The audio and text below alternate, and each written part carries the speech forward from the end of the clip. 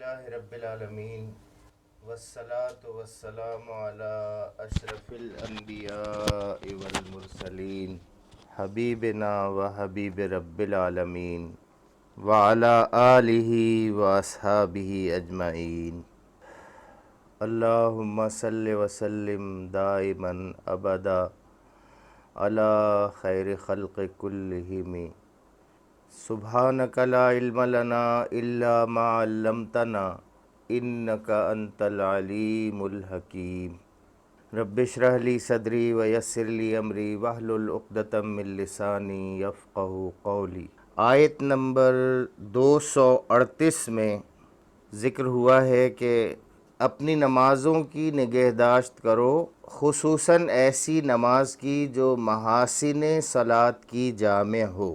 وسطیٰ کے ویسے لفظی معنی ہیں بیچ کی نماز، اور اس لحاظ سے بعض مفسرین نے اسے عصر کی نماز قرار دیا ہے، اور ویسے عصر کی نماز کو بروقت ادا کرنا بہت اہم ہے، اس لیے کہ یہ وقت بہت تیزی سے گزر جاتا ہے، اور یہ بھی ایک قدرت کا اہم مظہر بھی ہے یہ وقت کہ کس تیزی سے یہ دن رات میں تبدیل ہوتا ہے۔ اس وقت اللہ تعالیٰ کو یاد کرنا، اس کی قدرت کا اعتراف کرنا اور اپنے یقین میں اضافہ کرنا، یہ اس وقت کے لیے اور اللہ کی یاد کے لیے بہت قیمتی وقت ہے۔ اس کے علاوہ صلاۃ الوسطیٰ سے جو معنوی مطلب ہے وہ ہے اعلیٰ اور اشرف۔ صلاۃ وسطیٰ سے مراد جو ہے وہ ایسی نماز ہے جو صحیح وقت پر پورے خشوع اور توجہ اللہ کے ساتھ ادا کی جائے، اور جس میں نماز کی تمام خوبیاں موجود ہوں، یعنی وہ بالکل بروقت صحیح وقت کے ساتھ ہو، بہت خشوع و خضوع کے ساتھ انسان نماز کی تیاری کرے، وضو سے لے کر قیام، رکوع، سجود، تشہد اور جو بھی مرحلے ہیں ان پر وہ پوری طرح سے یکسوئی کے ساتھ عمل کر رہا ہو، اور اس کی یاد اللہ ہی کی طرف ہو، جو کچھ وہ اپنی زبان سے ادا کر رہا ہے اس کا اسے شعور اور ادراک ہو۔ نماز میں دوسرے جو خیالات آ جاتے ہیں انسان کی فطری مجبوری سے، ان خیالات کی پیروی نہ کرے، ان کے پیچھے نہ چلے، بلکہ جیسے ہی کوئی خیال آئے اس خیال کو جھٹک دے اور اپنی نماز کی طرف متوجہ رہے۔ پوری کوشش اس بات کی کرے کہ توجہ اللہ اسے حاصل رہے۔ یہ نماز ہے وہ نماز جو صلاۃ الوسطیٰ کہلائے گی، جو محاسن صلاۃ کی جامع ہوگی۔ ایک اور ذکر آیا تھا کل کہ تم میں کون ہے جو اللہ کو قرض حسن دے، تو قرض حسن سے مراد ہے خالص نیکی کے جذبے سے بے غرضانہ اللہ کی راہ میں مال خرچ کرنا، اسے اللہ تعالیٰ اپنے ذمے قرض حسن قرار دیتا ہے اور وعدہ کرتا ہے کہ میں نہ صرف اصل ادا کروں گا بلکہ اس سے کئی زیادہ گنا اس کو بڑھا چڑھا کر دوں گا۔ تو اللہ تعالیٰ ہم سب کو مال خرچ کرنے کی خلوص دل کے ساتھ، خالص نیکی کے جذبے کے ساتھ، بے غرضانہ، اس میں کوئی شہرت کی غرض نہ ہو، اس میں کوئی ریاکاری نہ ہو، ان سب چیزوں کو جو برے خیالات ہیں اس میں آ کے اس کو خراب کر سکتے ہیں، ان سے بچتے ہوئے صرف اللہ کے لیے خرچ کرنے کی اللہ تعالی ہمیں بھی توفیق عطا فرمائے۔ آگے جو آج ہم آغاز کر رہے ہیں وہ بھی خرچ کے حوالے سے ہے، مال کے حوالے سے ہے۔ ارشاد ہوا، اے لوگو جو ایمان لائے ہو، جو کچھ مال متاع ہم نے تم کو بخشا ہے۔ نوٹ کرنے کی بات یہ ہے کہ اللہ تعالیٰ کس طرح سے آغاز کر رہے ہیں کہ جو کچھ مال متاع ہم نے تم کو بخشا ہے، یعنی یہ جو کچھ بھی مال متاع تمہارے پاس ہے یہ ہمارا ہی بخشا ہوا ہے، اس میں سے خرچ کرو۔ پھر میں آپ کو یاد دلاؤں کہ پہلے رکوع میں ہی سورہ بقرہ کے جو مومنین کی، متقین کی صفات بیان کی گئی ہیں وہ کیا ہیں؟ وہ یہ ہیں کہ وہ خرچ کرتے ہیں، وہ بچا بچا کے نہیں رکھتے۔ تو یہاں کہا جا رہا ہے کہ خرچ کرو قبل اس کے کہ وہ دن آئے جس میں نہ خرید و فروخت ہوگی، نہ دوستی کام آئے گی، نہ سفارش چلے گی، اور ظالم اصل میں وہی ہیں جو کفر کی روش اختیار کرتے ہیں۔ مال جب آتا ہے آدمی کے پاس تو اس کے پاس خریدنے اور بیچنے کی صلاحیت پیدا ہو جاتی ہے، اور ہم جانتے ہیں کہ خریدا صرف اشیاء کو نہیں جاتا بلکہ افراد کو بھی خریدا جاتا ہے، اور آج ہم جس دور میں رہ رہے ہیں اس میں تو خرید و فروخت کا معاملہ افراد کا ایسا ہے کہ ضرب المثل کے طور پر یہ بات مشہور ہے کہ ہر آدمی کی ایک قیمت ہوتی ہے، وہ قیمت اس کو ادا کر دیجئے اور اس سے اپنے مطلب کی بات کہلوا لیجئے، اپنے مطلب کی بات کروا لیجئے۔ اور بالخصوص ہماری عدالتوں میں یہ معاملہ ہے، جہاں سے انصاف ملنا چاہیے وہاں انصاف بکتا ہے۔ آج زمین پر انصاف بکتا ہے، لیکن روز حشر جس دن کی بات ہو رہی ہے اس دن کوئی خرید و فروخت کام نہ آئے گی، اس دن کوئی پیسہ دے کر، اس دن کوئی پلاٹ دے کر، اس دن کوئی محل دے کر کوئی بچانے والا وہاں نہ ہوگا۔ اور مال و دولت سے کیا ہوتا ہے؟ مال و دولت سے دوستیاں ہوتی ہیں، تعلقات ہوتے ہیں، اور ایک آدمی جب عملی دنیا میں آتا ہے اور کاروبار بھی کر رہا ہوتا ہے، مال و دولت اس کے پاس ہوتا ہے، تو اس کے پاس بے شمار دوستوں کی ایک فہرست ہوتی ہے۔ بہت سارے لوگ اس کی گڈ بکس میں ہوتے ہیں، بہت سارے لوگ اس کی ایسی بکس میں ہوتے ہیں جن سے وقت پہ کام لیا جا سکتا ہے، اور لوگ بڑے فخر سے اس بات کا اظہار کرتے ہیں کہ میرا تو کوئی کام رکتا نہیں ہے، مجھے ہر شعبہ زندگی میں لوگوں سے دوستی کا اور تعلق کا شرف حاصل ہے، تو کوئی بھی کام ہو میرا کام اٹکتا نہیں ہے، جہاں چلے جاؤ۔ اور یہ بات ہم نے بڑے بڑے علماء سے بھی سنی ہے، بڑے بڑے بزنس مینوں سے بھی سنی ہے، بڑے بڑے کاروباری لوگوں سے بھی سنی ہے، بڑے بڑے زمین اور جائیداد والوں سے بھی سنی ہے، جو یہ باتیں کرتے ہیں کہ ہمارے پاس تو ہر شعبہ زندگی سے متعلق لوگ موجود ہیں، فوج میں بھی، پولیس میں بھی، بیوروکریسی میں بھی، اور جہاں جہاں بھی، صحت کے اداروں میں بھی، جہاں جہاں بھی ہمیں جا کے کام کرنا پڑ سکتا ہے وہاں لوگ موجود ہیں۔ لیکن روز حشر یہاں یہ دوستیاں کام آ جائیں گی، کام آتی ہیں، اور کام لیا جاتا ہے، ان سے غلط کام لیا جاتا ہے، لیکن روز حشر کوئی دوستی کام نہ آئے گی اور نہ سفارش چلے گی۔ یہاں پہ ہر آدمی اس بات کو محسوس کرتا ہے، اس طاقت کو محسوس کرتا ہے کہ میرا جو ہے وہ انکل آئی جی ہے، یا میرا جو ہے وہ دوست فلاں عدالت میں جج کے عہدے پر فائز ہے، یا فوج میں جو ہے وہ میری کرنل اور بریگیڈیئر کے لیول پہ میری تعلقات ہیں، تو میں کہیں پہ بھی جاؤں مجھے کوئی رکاوٹ نہیں ہوتی، بس جس طرح کا بھی جیک لگانا ہوتا ہے میں وہ جیک لگاتا ہوں اور میرا کام ہو جاتا ہے۔ لیکن روز حشر کوئی سفارش نہیں چلے گی۔ یہاں یہ بات بھی ذہن میں رکھنی چاہیے کہ یہاں اگر یہ ذکر ہو رہا ہے، اور ذکر انہی لوگوں کا ہو رہا ہے جنہیں اللہ تعالیٰ نے دولت بخشی ہے۔ دولت ایک طاقت ہے جو ہر چیز خرید سکتی ہے، جو ہر کسی سے دوستی کروا سکتی ہے، اور جو ہر کسی سے سفارش حاصل کر سکتی ہے۔ یہ ہے دنیا، یہ ہے ہماری دنیا، اور اس دنیا میں ہمیشہ سے یہی چلن رہا ہے۔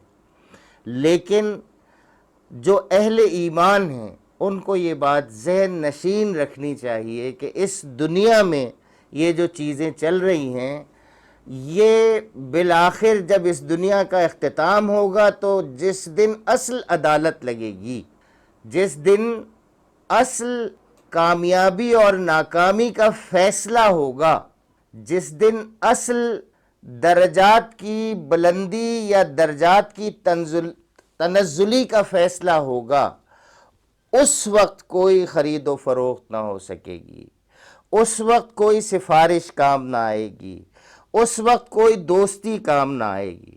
تو کرنا کیا چاہیے؟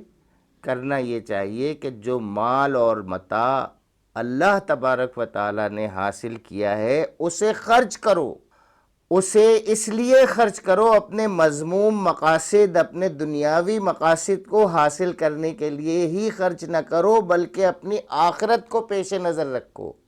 دنیا میں جتنا رہنا ہے اتنا دنیا کے لیے خرچ کر لو، اور آخرت میں جتنا رہنا ہے اتنا آخرت کے لیے خرچ کر لو۔ اب آخرت کے لیے جو خرچ ہیں وہ کیا ہیں؟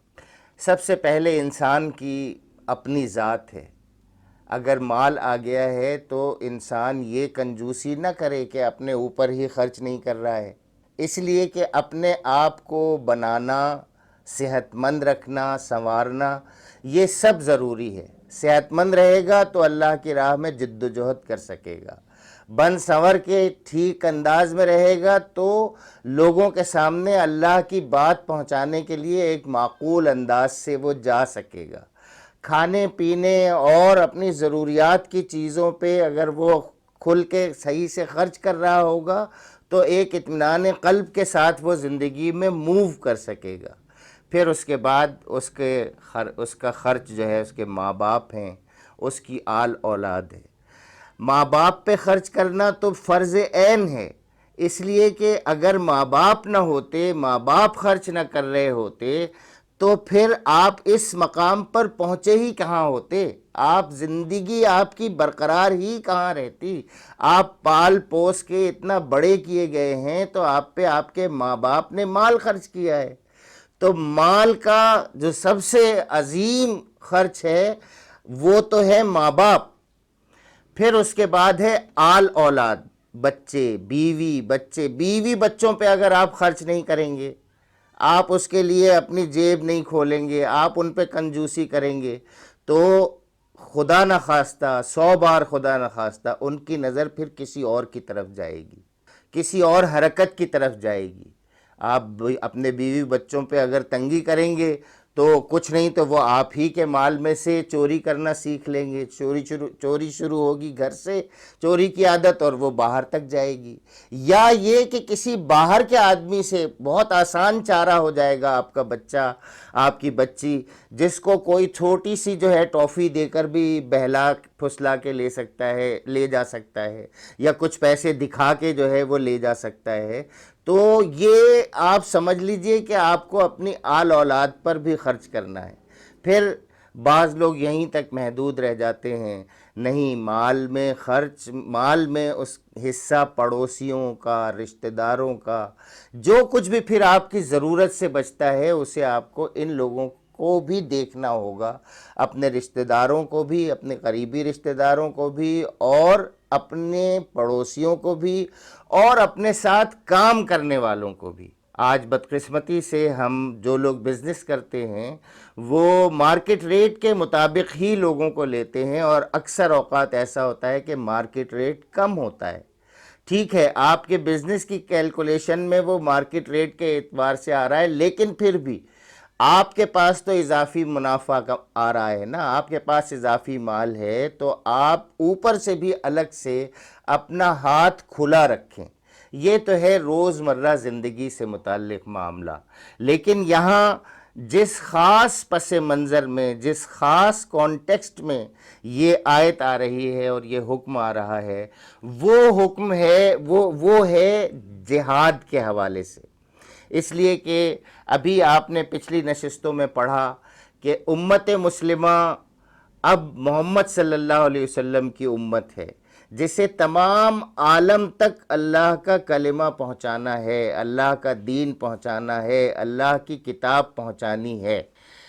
اور صورتحال یہ ہے کہ اللہ کا گھر بتوں سے بھرا ہوا ہے اور مشرکوں سے گھرا ہوا ہے، اور اہل ایمان وہاں زیارت کے لیے بھی نہیں جا سکتے ہیں۔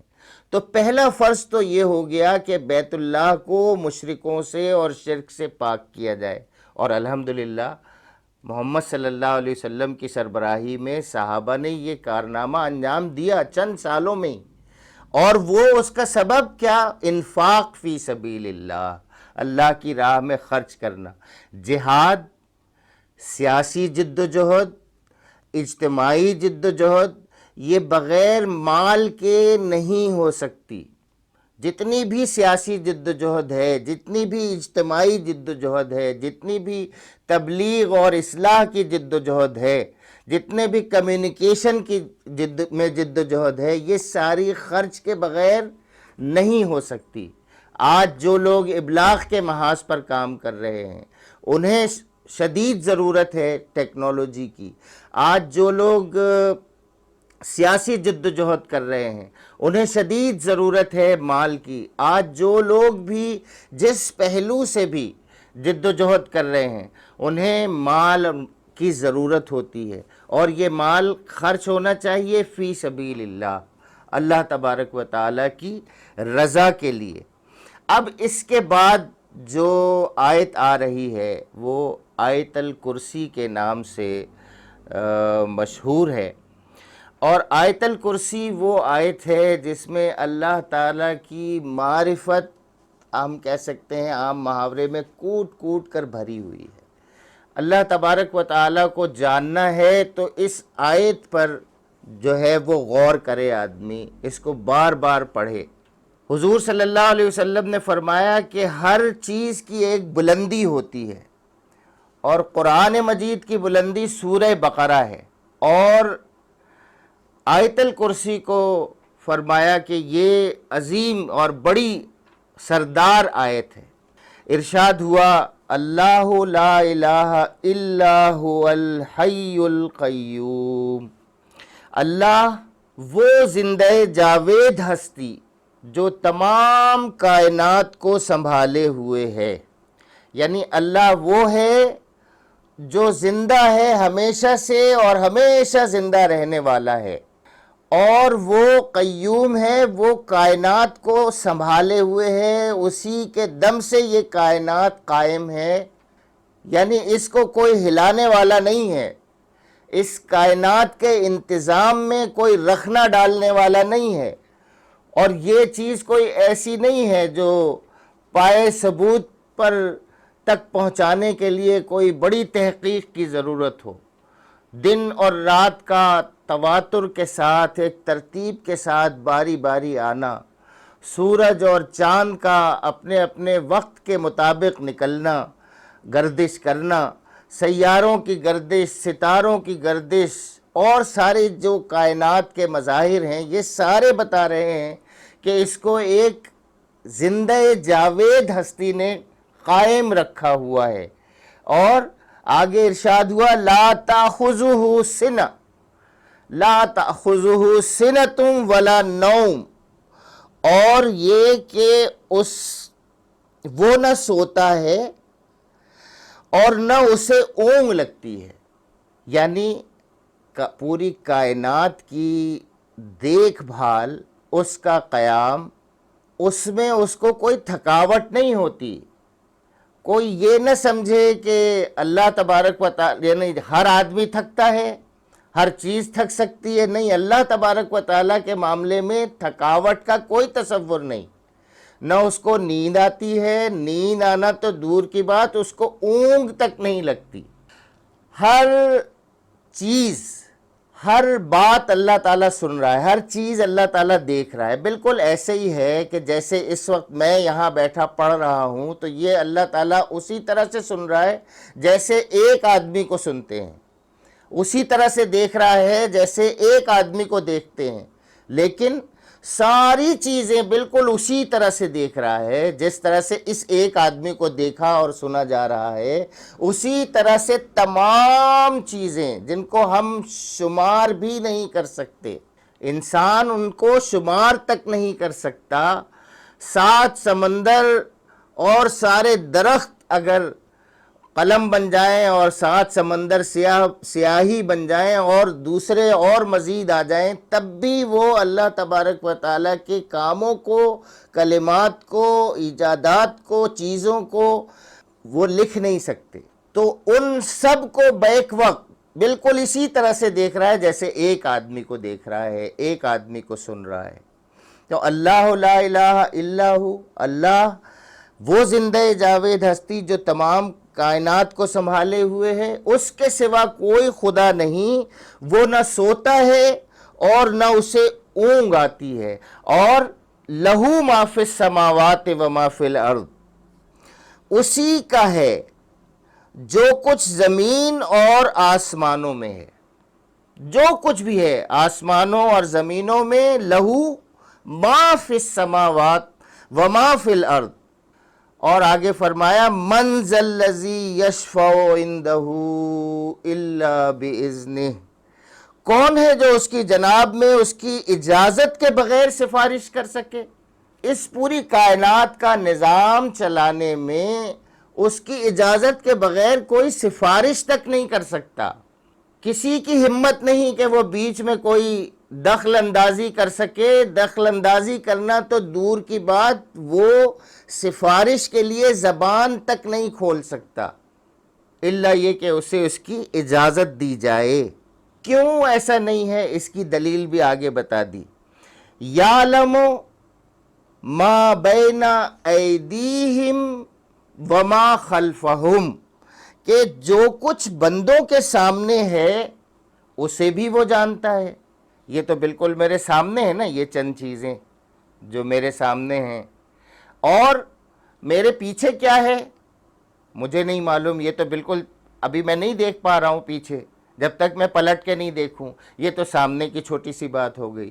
لیکن جو میری زندگی کے معاملات ہیں جو بالکل میرے سامنے ہیں، میں صبح یہ کرتا ہوں، شام کو وہ کرتا ہوں، دوپہر میں وہ کرتا ہوں، ادھر جانا ادھر آنا، یہ سب میرے سامنے ہے کہ میں کیا اپنی زندگی میں کر رہا ہوں، آگے میرے عزائم کیا ہیں، کیا ارادے ہیں، یہ سب میرے سامنے ہیں۔ لیکن پیچھے یہ مجھے نہیں معلوم کہ کون سے حالات اور واقعات رونما ہو جائیں گے۔ میں صبح جاؤں گا یہ مجھے معلوم ہے، لیکن صبح میں جاؤں گا تو راستے میں میرے ساتھ کیا حوادث پیش آ سکتے ہیں یہ کوئی نہیں جانتا۔ تو جب سفارش تو وہی کر سکتا ہے نا جس کو کچھ علم ہو، تو بندوں کو تو کچھ علم ہی نہیں، اور بندے سارے مخلوقات عاجز ہے اللہ تبارک و تعالیٰ کے آگے، بالکل بندے اور غلام کی حیثیت، اس کے علاوہ کوئی حیثیت نہیں ہے۔ مخلوقات کی حیثیت اللہ تعالیٰ کے سامنے غلام کے علاوہ کوئی نہیں، وہ جانتے ہی نہیں، اور اللہ جانتا ہے آگے بھی جو کچھ ہے اور پیچھے بھی جو کچھ ہے، جو کچھ بندوں کے سامنے ہے اسے بھی وہ جانتا ہے، اور جو کچھ ان سے اوجھل ہے اس سے بھی وہ واقف ہے۔ وَلَا يُحِيطُونَ بِشَيْءٍ مِّنْ عِلْمِهِ إِلَّا بِمَا شَاءَ، اور اس کی معلومات میں سے کوئی چیز ان کی گرفت ادراک میں نہیں آ سکتی، الا یہ کہ کسی چیز کا علم وہ خود ہی ان کو دینا چاہے۔ اللہ تبارک و تعالیٰ نے اپنی مرضی سے بہت سی لوگوں کو علم دیا ہوا ہے، فرشتوں کو علم دیا ہوا ہے، اپنے نبیوں کو علم دیا اللہ تبارک و تعالیٰ نے، انسان کو علم دیا ہے، بہت ساری چیزوں کا علم دیا ہے، بہت ساری چیزوں کو جو اس نے مسخر کیا ہے، بہت ساری چیزوں میں جو اس نے انوینشنز کی ہیں، یہ سب اللہ تبارک و تعالیٰ کا دیا ہوا علم ہے۔ اللہ اگر یہ علم نہ دیتا تو کسی کو کہاں سے معلوم ہوتا؟ تو ارشاد ہوا کہ کوئی چیز ان کی گرفت ادراک میں نہیں آ سکتی، کسی چیز کے بارے میں نہیں جان سکتے، الا یہ کہ کسی چیز کا علم وہ خود ہی انہیں دینا چاہے۔ اس میں بڑی بشارت ہے انسانوں کے لیے کہ انسان اگر چاہیں تو اپنے رب سے جو کائنات میں اسرار ہیں، جو کائنات میں چیزیں ہیں، اشیاء ہیں، ان کو سمجھنے کی کوشش کر سکتا ہے، اور وہ اگر اللہ سے استعانت مانگے، اللہ سے مدد مانگے، تو اللہ سے مدد مل سکتی ہے۔ اور یہ کہ اللہ تعالیٰ خود بھی جس کو چاہتا ہے اس کو علم عطا کرتا ہے۔ اس کی حکومت وسع کرسیہ السماوات والارض ولا یعودہ حفظہما وہو العلی العظیم، اس کی حکومت آسمانوں اور زمین پر چھائی ہوئی ہے، اور ان کی نگہبانی اس کے لیے کوئی تھکا دینے والا کام نہیں ہے، بس وہی ایک بزرگ و برتر ذات ہے۔ یہاں پہ جو لفظ کرسی کا استعمال ہوا ہے، جسے بالعموم حکومت اور اقتدار کے استعارے کے طور پر بولا جاتا ہے۔ اردو زبان میں بھی اکثر کرسی کا لفظ بولا جاتا ہے حاکمانہ اختیارات کے لیے۔ اسی لفظ کی رعایت سے یہ آیت الکرسی کے نام سے مشہور ہے، اور جیسا کہ ہم نے ابھی بیان کیا، عرض کیا کہ اس میں اللہ تعالیٰ کی ایسی مکمل معرفت بخشی گئی ہے کہ جس کی نظیر کہیں اور نہیں ملتی۔ اسی بنا پر حدیث میں اس کو سب سے افضل آیت قرار دیا گیا ہے۔ تو یہ آیت ہے آیت الکرسی۔ الحمدللہ مسلمانوں کی اکثریت کو یہ آیت یاد ہوتی ہے۔ اس آیت کا ورد کرنا، خاص کر رات کو سوتے وقت اس کو پڑھنا پورے یقین کے ساتھ، جو میں نے آپ سے عرض کیا، ایک ایک جملے کی جو وضاحت آپ کے سامنے پیش کی ہے، اس کی غرض یہی ہے کہ کاش آپ اس کو اس طرح سے کنسیو کر لیں، اور پھر اس کے بعد اس کو روز رات کو سونے سے پہلے پڑھیں، اپنے گھر میں نکلنے سے پہلے پڑھیں۔ اللہ تعالیٰ آپ کی حفاظت فرمائے گا، آپ کی جان، مال، عزت، آبرو سب کی حفاظت فرمائے گا۔ روایات میں آتا ہے ایک صحابی سے کسی نے کہا کہ تمہارے گھر میں آگ لگ گئی ہے، تو صحابی نے کہا کہ ایسا نہیں ہو سکتا۔ اس نے کہا کہ میں خود دیکھ کے آیا ہوں۔ اس نے کہا ایسا نہیں ہو سکتا، اس لیے کہ میں نے حضور صلی اللہ علیہ وسلم سے یہ بات سنی ہے کہ جو اپنے گھر سے نکلتے وقت آیت الکرسی پڑھ کر جائے، تو وہ جب گئے وہاں پر تو بس پڑوس تک آگ پہنچی تھی، ان کے گھر کے قریب تک، اور گھر ان کا آگ سے محفوظ تھا۔ اس کے علاوہ بھی بہت سے لوگ ہیں جو سن رہے ہوں گے، ان کے تجربات اس آیت سے متعلق ہوں گے۔ اللہ تعالیٰ کی حفاظت میں ہوتا ہے وہ شخص جو اس کو پورے یقین اور ایمان کے ساتھ اس کو پڑھتا ہے، اور جو ہم نے یہاں وضاحت کی ہے اس کو اگر آپ اور اس کو بہتر طور پر سمجھنے کی کوشش کریں تو انشاءاللہ یہ اس کو پڑھنا، اس کا ورد رکھنا انتہائی مفید ہوگا، کیونکہ یہ یقین جب ہوگا تو پھر انسان وہی بات کرے گا جو یہاں اس کے شروع میں لکھی ہوئی ہے کہ اللہ لا الہ الا ہو، اس کے علاوہ کوئی الہ نہیں۔ اب کسی سے ڈرنا نہیں، اب کسی سے کوئی خوف نہیں، اب کسی بلا کا کوئی خوف نہیں، اب کسی شریر کا کوئی خوف نہیں، اس لیے کہ سب سے بڑی طاقت جو کچھ بھی ہے وہ تو اللہ تعالیٰ کے پاس ہے، ساری طاقتیں اسی کے پاس ہیں، اور وہ دیکھ رہا ہے، اور بالکل اس طرح سے دیکھ رہا ہے جیسے صرف مجھے کو دیکھ رہا ہے۔ تو پھر اس کے ہوتے ہوئے میرا کوئی بال بیکا نہیں کر سکتا۔ یہ یقین، یہ اعتماد، یہ انسان کو ہر مشکل، ہر خطرے، ہر آفت سے محفوظ رکھتا ہے، اور یہ یقین انسان کو ہر برائی سے بھی روکے رکھتا ہے۔ اس سے آگے بتایا گیا لا اکراہ فی الدین، دین کے معاملے میں کوئی زور زبردستی نہیں ہے۔ صحیح بات غلط خیالات سے الگ چھانٹ کر رکھ دی گئی ہے۔ اب جو کوئی طاغوت کا انکار کر کے اللہ پر ایمان لے آیا، اس نے ایک ایسا مضبوط سہارا تھام لیا جو کبھی ٹوٹنے والا نہیں، اور اللہ جس کا سہارا اس نے لیا ہے سب کچھ سننے اور جاننے والا ہے۔ جو لوگ ایمان لاتے ہیں ان کا حامی و مددگار اللہ ہے، اور وہ ان کو تاریکیوں سے نکال کر روشنی میں لاتا ہے، اور جو کفر کی راہ اختیار کرتے ہیں ان کے حامی و مددگار طاغوت ہیں، اور وہ انہیں روشنی سے تاریکیوں کی طرف کھینچ لے جاتے ہیں۔ یہ آگ میں جانے والے لوگ ہیں جہاں یہ ہمیشہ رہیں گے۔ دین کے بارے میں کوئی زبردستی نہیں، اس کو بڑے غلط معنوں میں بالعموم کوٹ کیا جاتا ہے، لا اکراہ فی الدین، کہ دین میں کوئی زبردستی نہیں۔ یہاں پہ اس کا یہ مطلب ہے کہ کسی کو ایمان لانے پر مجبور نہیں کیا جا سکتا۔ دیکھیے، اتنی بڑی معرفت دینے کے بعد قرآن مجید یہ کہہ رہا ہے کہ دین میں کوئی جبر نہیں، لیکن کس چیز میں؟ دین کو قبول کرنے میں، اللہ پر ایمان لانے میں۔ یہ جو کچھ ہم نے بتا دیا یہاں اس آیت الکرسی میں، اس کو نہ مانو تم تو تمہاری مرضی، اس پہ ایمان نہ لاؤ تو تمہاری مرضی، تمہیں اس کی آزادی ہے۔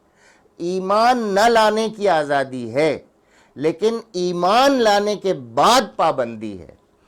یہ کوئی کہے کہ میں مسلمان بھی ہوں اور پھر وہ کہے کہ نہیں میں سود کو بالکل جائز سمجھتا ہوں، تو پھر یہ پابندی ہے۔ یہ اگر کوئی کہے کہ میں مومن بھی ہوں، مسلم بھی ہوں اور کلمہ بھی پڑھتا ہوں، اور پھر میں اللہ تعالیٰ کا فلاں حکم نہیں مانتا یا یہ مجھے سمجھ نہیں آتا، نہیں، یہ پھر تو پابندی ہے۔ تو ایمان لانے سے پہلے، ایمان لانے پر کوئی زبردستی نہیں، کسی کو گن پوائنٹ پہ ایمان لانے پہ مجبور نہیں کیا جائے گا اس زندگی میں۔ یہ جو زندگی ہے اللہ تعالیٰ نے اجازت دی ہے کہ انسان چاہے تو ایمان لائے اور چاہے تو ایمان نہ لائے، لیکن جب وہ ایمان لے آیا تو اب اسے پابندی کرنی ہے اللہ کے ہر حکم کی، رسول صلی اللہ علیہ وسلم کی پیروی کرنی ہے، جو رسول صلی اللہ علیہ وسلم حکم دیں اس کی اطاعت کرنی ہے۔ تو لیکن ایمان نہیں لایا تو آزاد ہے، پھر وہ جو چاہے کرتا پھرے، اس سے ہمیں کوئی غرض نہیں، آخر پلٹ کے تو آنا ایک دن ہمارے پاس ہی ہے۔ تو ایک مرتبہ پھر سن لیجئے آیت الکرسی سے یہاں تک، تاکہ یہ سارا معاملہ کلیئر ہو جائے۔ اللہ وہ زندہ جاوید ہستی جو تمام کائنات کو سنبھالے ہوئے ہے، اس کے سوا کوئی خدا نہیں ہے، وہ نہ سوتا ہے اور نہ اسے اونگ لگتی ہے، زمین اور آسمانوں میں جو کچھ ہے اسی کا ہے، کون ہے جو اس کی جناب میں اس کی اجازت کے بغیر سفارش کر سکے، جو کچھ بندوں کے سامنے ہے اسے بھی وہ جانتا ہے، اور جو کچھ ان سے اوجھل ہے اس سے بھی وہ واقف ہے، اور اس کی معلومات میں سے کوئی چیز ان کی گرفت ادراک میں نہیں آ سکتی الا یہ کہ کسی چیز کا علم وہ خود ہی ان کو دینا چاہے۔ اس کی حکومت آسمانوں اور زمین پر چھائی ہوئی ہے، اور ان کی نگہبانی اس کے لیے کوئی تھکا دینے والا کام نہیں ہے، بس وہی ایک بزرگ و برتر ذات ہے۔ دین کے معاملے میں کوئی زور زبردستی نہیں، صحیح بات غلط خیالات سے الگ چھانٹ کر رکھ دی گئی ہے۔ اب جو کوئی طاغوت کا انکار کر کے اللہ پر ایمان لے آیا، اس نے ایک ایسا مضبوط سہارا تھام لیا جو کبھی ٹوٹنے والا نہیں، اور اللہ جس کا سہارا اس نے لیا ہے سب کچھ سننے اور جاننے والا ہے۔ جو لوگ ایمان لاتے ہیں ان کا حامی و مددگار اللہ ہے، اور وہ ان کو تاریکیوں سے روشنی میں نکال لاتا ہے، اور جو لوگ کفر کی راہ اختیار کرتے ہیں ان کے حامی و مددگار طاغوت ہیں، اور وہ انہیں روشنی سے تاریکیوں کی طرف کھینچ لے جاتے ہیں۔ یہ آگ میں جانے والے لوگ ہیں جہاں یہ ہمیشہ رہیں گے۔ کیا تم نے اس شخص کے حال پر غور نہیں کیا جس نے ابراہیم سے جھگڑا کیا تھا؟ یہ کون تھا؟ نمرود۔ جھگڑا اس بات پر کہ ابراہیم کا رب کون ہے۔ اب دیکھیے یہاں ذکر اس اللہ تعالیٰ کی معرفت دینے کے بعد ذکر ہو رہا ہے ابراہیم علیہ السلام کا، جو امام توحید ہیں، اور ان کا واقعہ بتایا جا رہا ہے کہ وہ نمرود کے دربار میں گئے تو کیا ڈائیلاگ ہوئے۔ کیا تم نے اس شخص کے حال پر غور نہیں کیا جس نے ابراہیم سے جھگڑا کیا تھا؟ جھگڑا اس بات پر کہ ابراہیم کا رب کون ہے، اور اس بنا پر کہ اس شخص کو اللہ نے حکومت دے رکھی تھی۔ نوٹ کیجئے کہ یہاں بھی اللہ تعالیٰ یہی کہہ رہا ہے کہ ہم نے اس کو حکومت دے رکھی تھی۔ جب ابراہیم نے کہا کہ میرا رب وہ ہے جس کے اختیار میں زندگی اور موت ہے، تو اس نے جواب دیا زندگی اور موت میرے اختیار میں ہے۔ سارے جبروت والے، سارے جبار، متکبر، ڈکٹیٹر سب یہی سمجھتے ہیں، سارے جن کے پاس حکومت کی طاقت ہے، وزارت کی طاقت ہے، وہ انتظامیہ کی طاقت ہے، وہ یہی سمجھتے ہیں کہ زندگی اور موت ان کے ہاتھ میں ہے۔ نمرود بھی یہی سمجھتا تھا۔ تو ابراہیم نے کہا اچھا، زندگی اور موت تیرے ہاتھ میں ہے، ٹھیک ہے۔ ابراہیم جانتے تھے اس بات کو کہ حکومت میں کیا طاقت ہوتی ہے۔ ابراہیم نے کہا اچھا، اللہ سورج کو مشرق سے نکالتا ہے، تو ذرا اسے مغرب سے نکال لا۔ فبہت الذی کفر، یہ سن کر وہ منکر حق ششدر رہ گیا۔ جب یہ سنا کہ سورج، جب یہ چیلنج آیا کہ میرا رب تو سورج کو مشرق سے نکالتا ہے، تو اسے مغرب سے لیا، تو اب اس کے پاس کوئی جواب نہ تھا۔ یہاں پہ جو کہا جا رہا ہے فبہت الذی کفر، وہ ششدر رہ گیا۔ تو یہاں یہ لمحہ تھا اس کے پاس کہ جب اس نے ریئلائز کر لیا کہ یہ جو سوال کیا ہے یہ بالکل جائز ہے اور اس کا میرے پاس جواب نہیں۔ سورج کو مشرق سے تو رب ہی نکال سکتا ہے، میں نہیں نکال سکتا۔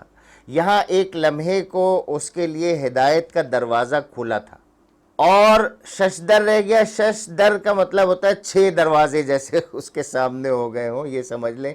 اب اس کو کوئی چارہ نہیں تھا، یہ سمجھ نہیں رہا تھا میں کیا کروں، لیکن بہرحال یہاں ہدایت کا راستہ حضرت ابراہیم علیہ السلام نے اس کے لیے کھول دیا تھا کہ وہ جھک جائے اور کہے کہ نہیں، یہ کام تو رب کا ہی ہے۔ مگر یہاں اللہ تعالیٰ اپنا ایک اصول بتا رہے ہیں کہ مگر اللہ ظالموں کو راہ راست نہیں دکھایا کرتا۔ راستہ تو کھل گیا تھا۔ ابراہیم ہمارے پیغمبر نے بہت ہی زبردست اور سادہ انداز سے ہدایت کی راہ اس کو دکھا دی تھی، لیکن یہ ظالم تھا ایسا کہ اللہ تعالیٰ ظالموں کو راہ راست نہیں دکھایا کرتا۔ یا پھر مثال کے طور پر اس شخص کو دیکھو جس کا گزر ایک بستی پر ہوا جو اپنی چھتوں پر اوندھی گری پڑی تھی۔ اس نے کہا یہ آبادی جو ہلاک ہو چکی ہے، اسے اللہ کس طرح دوبارہ زندگی بخشے گا؟ ایسا لگتا ہے کہ کوئی پیغمبر کا ذکر ہے، کسی اللہ والے کا ذکر ہے۔ وہ کسی بستی سے گزر رہے تھے، دیکھا کہ وہ کھنڈر بنی ہوئی ہے، تو اس نے اللہ تعالیٰ سے کہا کہ یہ آبادی جو ہلاک ہو چکی ہے، اللہ تعالیٰ کیسے اسے زندہ کرے گا دوبارہ؟ جیسے آپ موئنجو ڈارو چلے جائیں، جیسے آپ ٹیکسلا چلے جائیں، جیسے آپ یہ جو ہڑپا وغیرہ ہے یہاں چلے جائیں، اور یہاں آپ کسی کو یہ سوال ہو کہ اب یہ لوگ جو مر کھپ گئے ہیں، ان کی ہڈیاں بھی اب نہیں مل رہی ہیں، تو یہ کیسے اللہ تعالیٰ ان کو کیسے دوبارہ اٹھائے گا؟ بالکل وہ منظر اپنے ذہن میں لے آئیے۔ اس پر اللہ نے اس کی روح قبض کر لی، اسی وقت اللہ تعالیٰ نے اس کی روح قبض کر لی، اور وہ 100 برس تک مردہ پڑا رہا۔ پھر اللہ نے اسے دوبارہ زندگی بخشی اور اس سے پوچھا بتاؤ کتنی مدت پڑے رہے ہو؟ قال لبثت یوما او بعض یوم، اس نے کہا کہ میں اس حال میں 1 دن یا چند گھنٹے رہا ہوں گا۔ فرمایا تم پر 100 برس اس حالت میں گزر چکے ہیں۔ قال بل لبثت 100 عام، کہ اس حالت میں تم پر 100 برس گزر چکے ہیں۔ فانظر الی طعامک و شرابک لم یتسنہ، ذرا اپنے کھانے اور پانی کو دیکھو، اس میں کوئی تغیر نہیں آیا، نہ پانی میں کوئی اسمیل آ گئی ہے اور نہ کھانا سڑا ہے، بالکل اسی طرح سے تازہ موجود ہے۔ تو اس سے تو یہ ہوا کہ ہاں ابھی چند گھنٹے کی بات ہے، لیکن دوسری طرف ذرا اپنے گدھے کو دیکھو کہ اس کا پنجر تک بوسیدہ ہو رہا ہے۔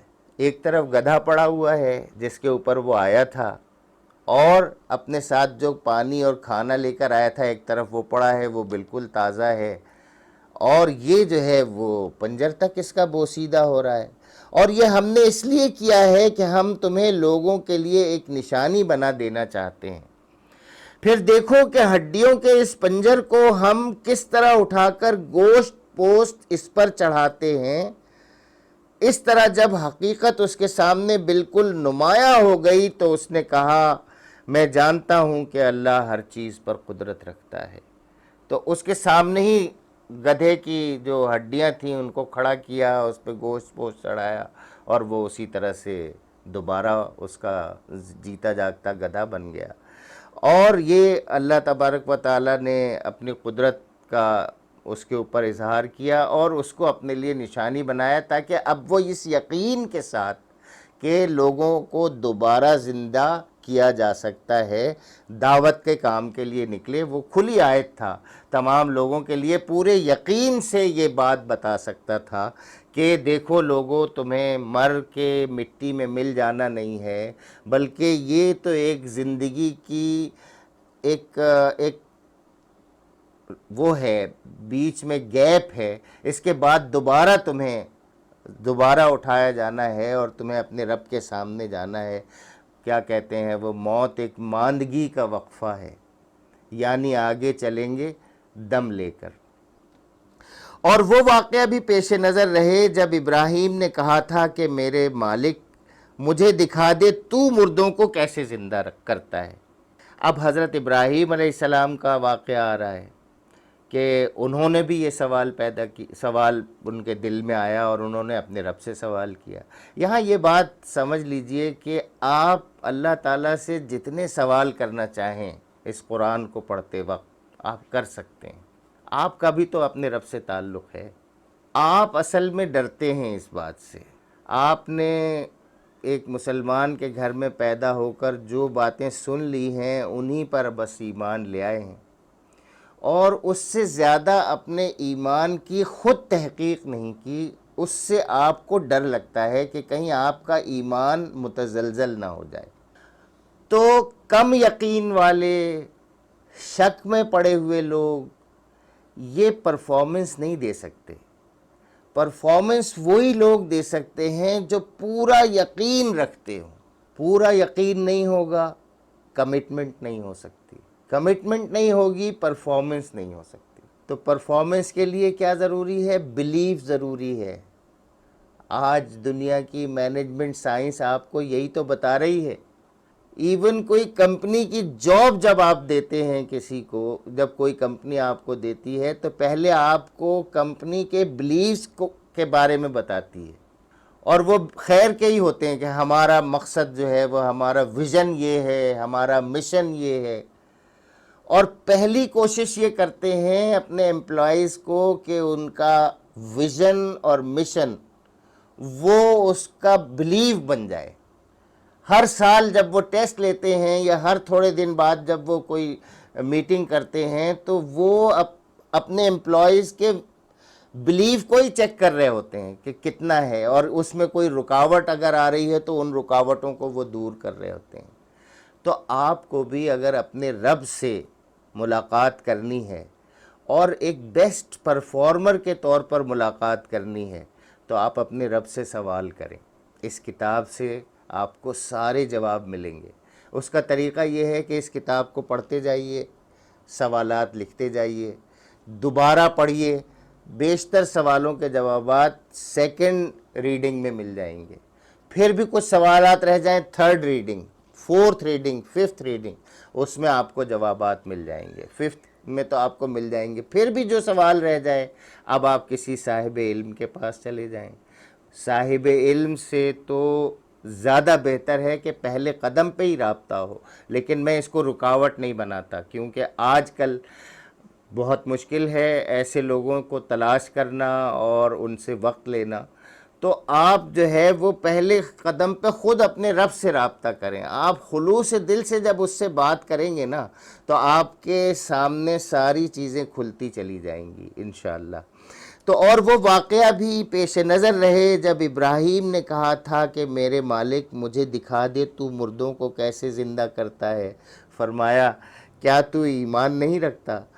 اس نے عرض کیا ایمان تو رکھتا ہوں، مگر دل کا اطمینان درکار ہے. یعنی ایمان ہے مالک، بس دل کا اطمینان چاہیے. فرمایا اچھا تو 4 پرندے لے اور ان کو اپنے سے مانوس کر لے. پہلا کام کیا ہے؟ اپنے آپ سے مانوس کرنا. یہ مانوس کرنے کی بھی اہمیت یہاں پہ معلوم ہوگی آپ کو کہ اگر آپ کسی کو یہ چاہتے ہیں کہ اس کو آپ پکاریں اور وہ آپ کی پکار پر لبیک کہے، تو پہلے اس کو آپ اپنے آپ سے مانوس کریں گے. مانوس کیسے کریں گے؟ ظاہر ہے اس کے پانی کا، اس کے کھانے کا، اس کی ضرورتوں کا خیال کریں گے. یہ نہیں کہہ رہا میں کہ آپ اس کو کھلائیں پلائیں کسی انسانی معاملات میں، لیکن یہ کھلانا پلانا یہ محاورہ ہے تمام ان چیزوں کا کہ جس کو آپ یہ چاہتے ہیں نا کہ وہ آپ کی اطاعت کرے، آپ کا ساتھ دے، آپ کی پکار پر، آپ کی وقت پر، آپ کی ضرورت پر لبیک کہے، اس کو آپ مانوس تو کریں گے اپنے آپ سے. اور مانوس کرنے کے لیے ظاہر ہے آپ انسان ہیں، اس کے ساتھ محبت کا سلوک کریں گے، اس کی ضرورتوں پہ کام آئیں گے. تو جب آپ اس کی ضرورتوں پہ کام آئیں گے تو آپ بھی جب اسے کال کریں گے تو وہ کیا کہے گا؟ فوراً آ جائے گا. ابھی دیکھیے پرندے کیا کرتے ہیں. تو کہا اچھا تو 4 پرندے لے اور ان کو اپنے سے مانوس کر، پھر ان کا ایک ایک ٹکڑا ایک ایک پہاڑ پر رکھ دے. مانوس کر لیا، ان کو کھلا پلا کر، یہ ایک دن کی بات نہیں ہے. مانوس اس طرح سے کر لیا کہ ان کو کھلایا پلایا، چھوڑ دیا، پھر ان کو آواز دی. اور پھر آپ آج کل کبوتر اڑانے والوں کو دیکھتے ہیں کہ وہ اپنے کبوتر جو اس کو دانہ دیتے ہیں اس کی آواز پر آ جاتے ہیں، اس کی پکار پر آ جاتے ہیں. تو اس طرح سے مانوس کیا اور اس کے بعد ان کے ٹکڑے ٹکڑے کر کے کہ ایک ٹکڑا ادھر، ایک ٹکڑا ادھر، ایک ٹکڑا ادھر رکھ دیا. اور کہا کہ پھر ان کو پکار، وہ تیرے پاس دوڑے چلے آئیں گے. خوب جان لے کہ اللہ نہایت با اقتدار اور حکیم ہے.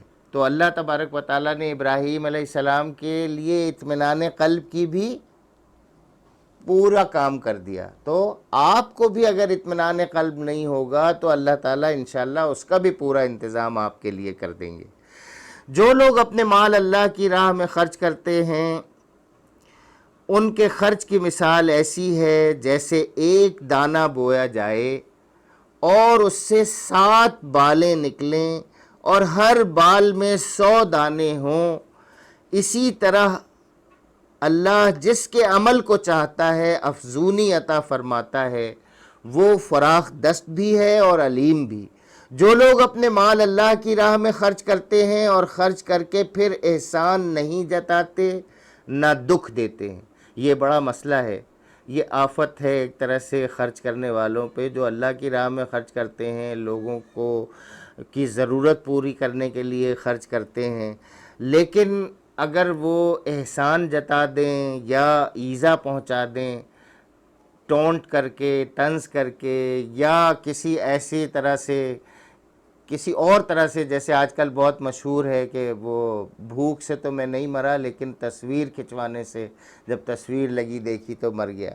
تو نہ احسان جتاتے ہیں نہ دکھ دیتے ہیں. ان کا اجر ان کے رب کے پاس ہے اور ان کے لیے کسی رنج اور خوف کا موقع نہیں. اب ضروری نہیں کہ ہر ایک کے پاس مال ہو بڑی مقدار میں. فرمایا ایک میٹھا بول اور کسی ناگوار بات پر ذرا سی چشم پوشی. یہ آپس میں معاملات میں یہ ہوتا ہے کہ کوئی بات کسی کو ناگوار ہو جائے. اب کوئی کھانا کھا رہا ہے ساتھ میں اور کسی کے چمچے اور پلیٹ سے آوازیں آ رہی ہیں، اب آدمی جو ہے وہ اس کو فوراً ٹوک دے. یہ ایک چھوٹی سی مثال ہے. اسی طرح سے زندگی کی اور بہت ساری چیزیں ہو سکتی ہیں کہ ایک ناگوار بات ایسی ہو رہی ہے آپ کے سامنے، لیکن آپ اس کو اگنور کر جائیں، نظر انداز کر جائیں، چھوٹی چھوٹی باتوں کو ایسے کر دیں جیسے دیکھا ہی نہیں، جیسے سنا ہی نہیں. یہ اپنی زندگی کا معمول بنا لیں. بہت سی ناگوار چیزیں ایسی ہوتی ہیں جو خود آپ کرتے ہیں، آپ کو معلوم نہیں ہوتا، دوسرے لوگ اس کو نوٹ کرتے ہیں اور وہ پی جاتے ہیں۔ اگر سارے لوگ ٹوکنے لگیں بات بات پر تو آپس کی زندگی بہت مشکل ہو جائے۔ اس لیے ہر آدمی کو کوشش یہ کرنی چاہیے کہ وہ دوسروں کی چھوٹی چھوٹی جو غلطیاں ہیں ان کو دیکھی اندیکھی کر دے۔ یہ نہیں ہے کہ دیکھ کے، وہ بھی بعض لوگ ایسا ہوتے ہیں کہ دیکھ کے اور پھر جو ہے وہ کچھ بول نہیں رہے، یعنی یہ اس کو جتا دیا کہ میں نے تمہیں دیکھ لیا، میں نے تمہیں دیکھ لیا، یہ اس کو یہ بھی جتانے کی ضرورت نہیں، ایسا بن جائیں کہ جیسے آپ نے دیکھا ہی نہیں، آپ نے سنا ہی نہیں۔ یہ تعلقات کی بہتری بھی ہوگی اس سے، اور اصلاح بھی اس سے ہو سکتی ہے۔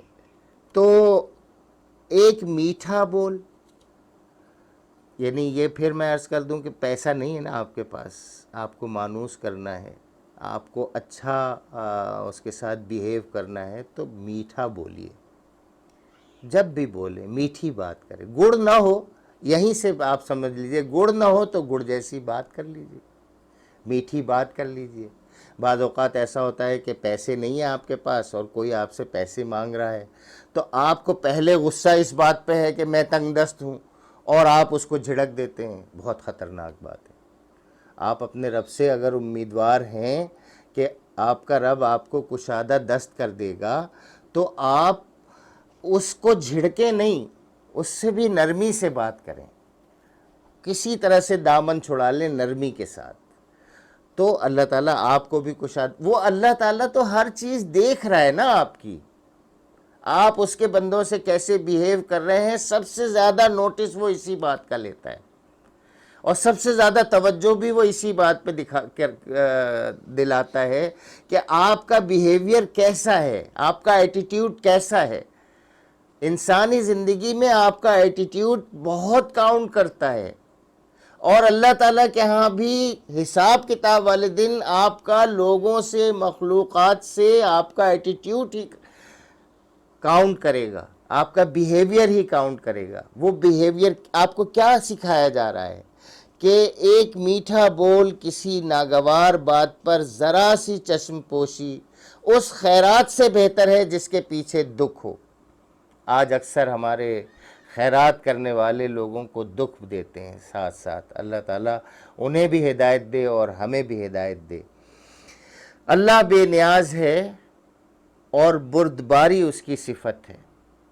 یہ یہاں پہ کیوں آیا؟ اللہ بے نیاز ہے اور بردباری اس کی صفت ہے، اس لیے آیا کہ تم اللہ کے بندے ہو، وہ اللہ ہے، تم عبداللہ ہو، تو تم اللہ کے بندے ہو تو تمہارے اندر بھی بے نیازی ہونی چاہیے، ایسی بے نیازی کہ تم نے اگر کسی کی مدد کر دی ہے تو تمہیں کوئی بدلے کی اس سے امید نہ ہو، یا تم نے اگر کسی ادارے کے ذریعے سے کوئی کام کروا دیا ہے تو تم کو پھر یہ وہ نہ ہو۔ ہم تو ایسا دیکھتے ہیں کہ لوگ 1,00,000 روپیہ کچھ پیسہ دیتے ہیں کسی ادارے کو، اس کے بعد اس ادارے کا وزٹ کرتے ہیں تو 25,000 روپے اس کے ادارے کے جو ہے وہ چائے پانی پہ ہی خرچ ہو جاتے ہیں، اور وہ اسی پیسوں سے اس نادان کے جس نے 1,00,000 روپیہ دیا ہوتا ہے، اسی کے خرچ پہ 25,000 روپے اس پہ خرچ ہو جاتے ہیں۔ جہاں پہ بھی آپ دیکھیں، جس جگہ آپ نے کوئی پیسے دیے ہوئے ہیں جس ادارے کو، اور وہاں آپ وزٹ کرتے ہیں، وہاں پہ پانی کی بوتلیں آ رہی ہیں، وہاں پہ شہد آ رہا ہے، وہاں پہ جو ہے کریم آ رہی ہے، وہاں پہ لش پش کھانے کا انتظام ہے، پھر آپ کو گفٹ بھی دیا جا رہا ہے، آپ سمجھ جائیں کہ یہ مس یوز ہو رہا ہے، یہ آپ ہی کے دیے ہوئے پیسوں کا مس یوز ہو رہا ہے جو غریبوں کے لیے دیے گئے تھے، اور اس کے لیے زبردست قسم کی بلڈنگ اور فرنیچر یہ جو بنایا ہوا ہے، یہ سارا کام یہ چیزیں غریبوں تک نہیں پہنچ رہی، ان کے مستحقین تک نہیں پہنچ رہی۔ آپ یہ بھی سمجھ لیجئے کہ 25,000 تو آپ کے اوپر خرچ ہو گئے، باقی 75,000 بھی ادھر ادھر ہی ہو گئے ہوں گے، اور یہی سسٹم چل رہا ہے اس وقت کہ لوگ جو 10 روپیہ، 10,000 روپیہ، 10 کروڑ روپیہ بھی دیتے ہیں، اکثریت ان کی یہ ہے کہ وہ یہ چاہتے ہیں کہ لوگ ان کے سامنے جن کو وہ دے رہے ہیں، جو ذریعہ بن رہے ہیں، وہ ان کے سامنے ہاتھ باندھ کر پھریں، اور بہت سارے وسائل جو ہیں وہ ان بیچ کے بچولیوں کی اس میں خرچ ہو جاتے ہیں، بیچ کے بچولی ادھر سے ادھر کر جاتے ہیں۔ تو اللہ تبارک و تعالیٰ تو بے نیاز ہے۔ اچھا، یہ لوگ کبھی کبھی ایسی مثالیں بھی سناتے ہیں، یار ایک بندہ آیا 1 کروڑ روپے بالکل ایسے خاموشی سے دے کے چلا گیا، باقی جو ہے وہ 20-25 ہزار روپے والوں کے ناز برداریاں جو ہیں وہ کرتے پھرتے ہیں، اور وہ ناز نخرے اٹھاتے ہیں اور وہ ناز نخرے اٹھواتے ہیں۔ تو آپ سمجھ لیجئے کہ جہاں آپ کی غرض آ گئی، جہاں آپ کو ویلکم ریسیپشن مل رہا ہے، آپ کو الوداعیہ مل رہا ہے، جہاں آپ کو اچھی طرح سے فیسیلیٹیٹ کیا جا رہا ہے، یہ سارا آپ ہی کے پیسوں سے ہو رہا ہے جو آپ نے دیے ہیں غریب کے لیے، اور وہ سارے خرچ ہو رہے ہیں، وہ آپ کے اوپر کچھ خرچ ہو رہے ہیں اور کچھ کا خرچ کسی کو نہیں پتا کہ وہ کیسے، وہ صحیح طور پہ ہو رہا ہے۔ اللہ بے نیاز ہے اور بردباری اس کی صفت ہے۔ اے ایمان لانے والو، اپنے صدقات کو احسان جتا کر اور دکھ دے کر اس شخص کی طرح خاک میں نہ ملا دو جو اپنا مال محض لوگوں کے دکھانے کو خرچ کرتا ہے اور نہ اللہ پر ایمان رکھتا ہے نہ آخرت پر۔ اس کے خرچ کی مثال ایسی ہے جیسے ایک چٹان تھی جس پر مٹی کی تہ جمی ہوئی تھی، اس پر جب زور کا میہ برسا تو ساری مٹی بہہ گئی اور صاف چٹان کی چٹان رہ گئی۔ ایسے لوگ اپنے نزدیک خیرات کر کے جو نیکی کماتے ہیں اس سے کچھ بھی ان کے ہاتھ نہیں آتا، اور کافروں کو سیدھی راہ دکھانا اللہ کا دستور نہیں ہے۔ بخلاف اس کے جو لوگ اپنے مال محض اللہ کی رضا جوئی کے لیے دل کے پورے ثبات و قرار کے ساتھ خرچ کرتے ہیں، ان کے خرچ کی مثال ایسی ہے جیسے کسی سطح مرتفع پر ایک باغ ہو، اگر زور کی بارش ہو جائے تو 2 گنا پھل لائے، اور اگر زور کی بارش نہ بھی ہو تو ایک ہلکی پھوار ہی اس کے لیے کافی ہو جائے۔ تم جو کچھ کرتے ہو سب اللہ کی سے کوئی یہ پسند کرتا ہے کہ اس کے پاس ایک ہرا بھرا باغ ہو، نہروں سے سیراب، کھجوروں اور انگوروں اور ہر قسم کے پھلوں سے لدا ہوا، اور وہ عین اس وقت ایک تیز بگولے کی زد میں آ کر جھلس جائے جبکہ وہ خود بوڑھا ہو اور اس کے کمسن بچے ابھی کسی لائق نہ ہوں۔ اس طرح اللہ اپنی باتیں تمہارے سامنے بیان کرتا ہے، شاید کہ تم غور و فکر سے کام لو۔ اے لوگو جو ایمان لائے ہو، جو مال تم نے کمائے ہیں اور جو کچھ ہم نے زمین سے تمہارے لیے نکالا ہے، اس میں سے بہتر حصہ راہ خدا میں خرچ کرو۔ ایسا نہ ہو کہ اس کی راہ میں دینے کے لیے بری سے بری چیز چھانٹنے کی کوشش کرنے لگو، حالانکہ وہی چیز اگر کوئی تمہیں دے تو تم ہرگز اسے لینا گوارا نہ کرو گے، الا یہ کہ اس کو قبول کرنے میں تم اغماض برت جاؤ۔ تمہیں جان لینا چاہیے کہ اللہ بے نیاز ہے اور بہترین صفات سے متصف ہے۔ شیطان تمہیں مفلسی سے ڈراتا ہے اور شرمناک طرز عمل اختیار کرنے کی ترغیب دیتا ہے، مگر اللہ تمہیں اپنی بخشش اور فضل کی امید دلاتا ہے۔ اللہ بڑا فراخ دست اور دانا ہے، جس کو چاہتا ہے حکمت عطا کرتا ہے، اور جس کو حکمت ملی اسے حقیقت میں بڑی دولت مل گئی۔ ان باتوں سے صرف وہی لوگ سبق لیتے ہیں جو دانش مند ہیں۔ تم نے جو کچھ بھی خرچ کیا ہو اور جو نذر بھی مانی ہو، اللہ کو اس کا علم ہے، اور ظالموں کا کوئی مددگار نہیں۔ اگر اپنے صدقات اعلانیہ دو تو یہ بھی اچھا ہے، لیکن اگر چھپا کر حاجت مندوں کو دو تو یہ تمہارے حق میں زیادہ بہتر ہے۔ تمہاری بہت سی برائیاں اس طرز عمل سے محو ہو جاتی ہیں، اور جو کچھ تم کرتے ہو اللہ کو بہرحال اس کی خبر ہے۔ اے نبی صلی اللہ علیہ وسلم، لوگوں کو ہدایت بخش دینے کی ذمہ داری تم پر نہیں ہے؟ ہدایت تو اللہ ہی جسے چاہتا ہے بخشتا ہے، اور راہ خیر میں جو مال تم لوگ خرچ کرتے ہو وہ تمہارے اپنے لیے بھلا ہے۔ آخر تم اسی لیے تو خرچ کرتے ہو کہ اللہ کی رضا حاصل ہو۔ تو جو کچھ مال تم راہ خیر میں خرچ کرو گے اس کا پورا پورا اجر تمہیں دیا جائے گا، اور تمہاری حق تلفی ہرگز نہ ہوگی۔ خاص طور پر مدد کے مستحق وہ تنگ دست لوگ ہیں جو اللہ کے کام میں ایسے گر گئے ہیں کہ اپنی ذاتی کسب معاش کے لیے زمین میں کوئی دوڑ دھوپ نہیں کر سکتے۔ ان کی خودداری دیکھ کر ناواقف آدمی گمان کرتا ہے کہ یہ خوشحال ہیں۔ تم ان کے چہروں سے ان کی اندرونی حالت پہچان سکتے ہو، مگر وہ ایسے لوگ نہیں ہیں کہ لوگوں کے پیچھے پڑ کر کچھ مانگیں۔ ان کی اعانت میں جو کچھ مال تم خرچ کرو گے وہ اللہ سے چھپا نہ رہے گا۔ جو لوگ اپنے مال شب و روز کھلے اور چھپے خرچ کرتے ہیں ان کا اجر ان کے رب کے پاس ہے، اور ان کے لیے کسی خوف اور رنج کا مقام نہیں۔ مگر جو لوگ سود کھاتے ہیں ان کا حال اس شخص کا سا ہوتا ہے جسے شیطان نے چھو کر باولا کر دیا ہو، اور اس حالت میں ان کے مبتلا ہونے کی وجہ یہ ہے کہ وہ کہتے ہیں کہ تجارت بھی تو آخر سود ہی جیسی چیز ہے، حالانکہ اللہ نے تجارت کو حلال کیا ہے اور سود کو حرام۔ لہٰذا جس شخص کو اس کے رب کی طرف سے یہ نصیحت پہنچے اور آئندہ کے لیے وہ سود خواری سے باز آ جائے تو جو کچھ وہ پہلے کھا چکا سو کھا چکا، اس کا معاملہ اللہ کے حوالے ہے، اور جو اس حکم کے بعد پھر اسی حرکت کا اعادہ کرے وہ جہنمی ہے جہاں وہ ہمیشہ رہے گا۔ اللہ سود کا مٹھ مار دیتا ہے اور صدقات کو نشو و نما دیتا ہے، اور اللہ کسی ناشکر بد عمل انسان کو پسند نہیں کرتا۔ ہاں، جو لوگ ایمان لے آئیں اور نیک عمل کریں اور نماز قائم کریں اور زکوٰۃ دیں، ان کا اجر بے شک ان کے رب کے پاس ہے، اور ان کے لیے کسی خوف اور رنج کا موقع نہیں۔ اے لوگو جو ایمان لائے ہو، خدا سے ڈرو، اور جو کچھ تمہارا سود لوگوں پر باقی رہ گیا ہے اسے چھوڑ دو اگر واقعی تم ایمان لائے ہو۔ لیکن اگر تم نے ایسا نہ کیا تو آگاہ ہو جاؤ کہ اللہ اور اس کے رسول کی طرف سے تمہارے خلاف اعلان جنگ ہے۔ اب بھی توبہ کر لو اور سود چھوڑ دو تو اپنا اصل سرمایہ لینے کے تم حقدار ہو۔ نہ تم ظلم کرو، نہ تم پر ظلم کیا جائے۔